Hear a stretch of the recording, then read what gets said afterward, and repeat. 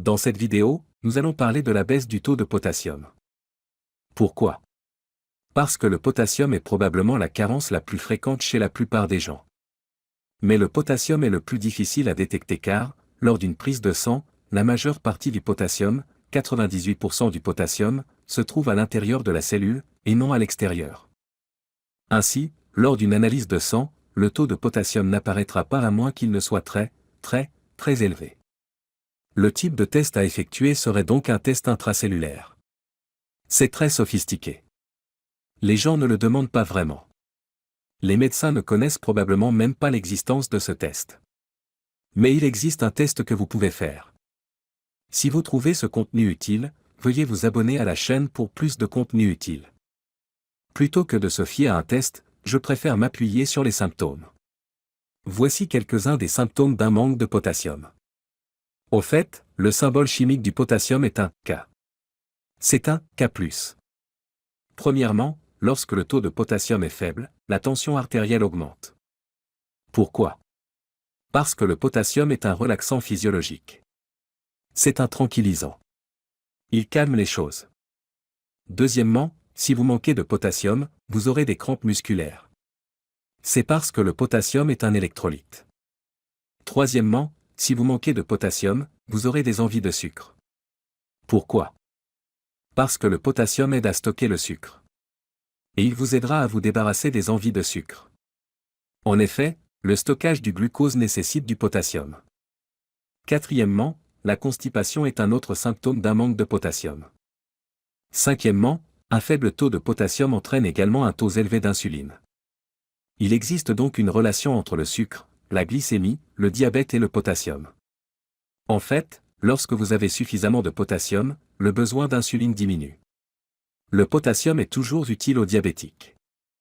Sixièmement, un faible taux de potassium entraîne également une faiblesse musculaire.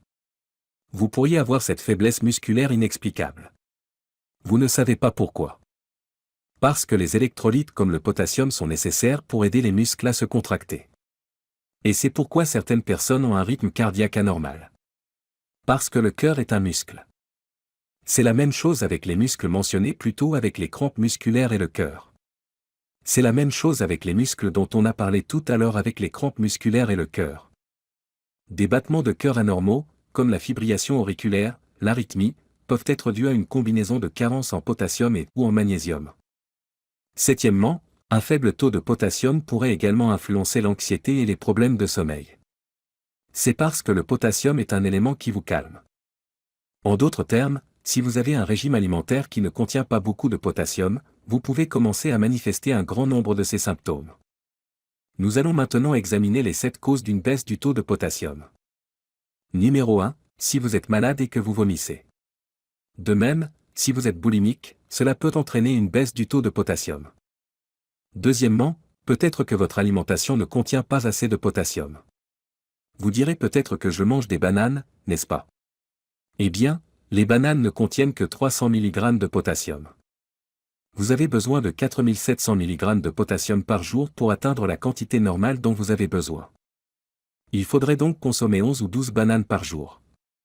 Mais nous ne voulons pas de tout ce sucre. Ce que nous voulons faire, c'est consommer notre potassium à partir de légumes, de salade. Vous aurez besoin de 7 à 10 tasses de salade. Prenez juste 2 grandes salades. Si vous n'aimez pas la salade, prenez du chou frisé, peut-être un peu de baille, mélangez le tout avec de l'eau et buvez votre salade. Cette boisson vous apportera le potassium dont vous avez besoin. Nous voulons donc commencer à augmenter votre taux de potassium. Et c'est ainsi que nous l'augmentons. Grâce à ce régime, vous vous sentirez également beaucoup mieux. Car si vous suivez un régime carnivore riche en protéines, vous aurez certainement besoin de potassium. Si vous n'avez pas assez de potassium, vous allez ressentir cette faiblesse musculaire dont j'ai parlé plus tôt. Troisièmement, la cétose. La cétose est l'état de combustion des graisses lorsque vous mangez plus de graisse sans glucides. Cela peut également entraîner une carence en potassium. C'est pourquoi il modifie toujours le régime cétogène. Je recommande toujours de consommer suffisamment de verdure et de légumes pour aider à équilibrer la carence en potassium. Le potassium est également nécessaire à la digestion et à la décomposition des protéines, ainsi qu'à l'accumulation de protéines dans l'organisme. Par exemple, certaines personnes qui perdent leurs cheveux pensent qu'elles peuvent les faire repousser en ne mangeant que des protéines. Sans potassium, cela ne fonctionnera pas. Numéro 4, les diurétiques. Disons que vous prenez des médicaments pour la tension artérielle. Comme ce médicament est un diurétique, vous allez épuiser votre potassium et maintenir votre tension artérielle à un niveau élevé. Intéressant. C'est donc l'un des effets secondaires. Il faut s'assurer que le diurétique n'élimine pas le potassium alors que l'alimentation n'en restitue pas. Cinquièmement, un taux élevé de cortisol ou de stress. Le stress peut également épuiser le potassium. En fait, j'ai demandé à des personnes de faire des tests avancés sur leur taux de potassium et de constater qu'elles mangeaient énormément de potassium. Mais parce qu'ils sont soumis à un stress énorme, leur taux de potassium reste bas. Avec les glandes surrénales, c'est un peu comme s'il y avait un trou dans le seau. Le potassium passe à travers. Ainsi, en cas de stress, les besoins en potassium sont encore plus importants. Quoi qu'il en soit, ce potassium est très important. Sixièmement, un taux d'insuline élevé entraînera une baisse du taux de potassium. Il s'agit du sucre.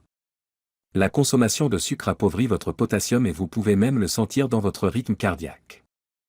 Ça commence à aller, boum, boum, boum, boum. Rapidement. Vous pouvez entendre un battement de cœur rapide dans votre oreille interne.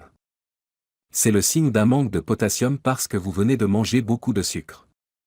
Vous devez donc commencer à consommer plus de salade pour rétablir le taux de potassium. Numéro 7, boire trop d'eau. Cela va à l'encontre de ce que tout le monde dit. Les gens disent qu'il faut boire de l'eau avant même d'avoir soif parce qu'au moment où l'on se rend compte que l'on a soif, il est trop tard.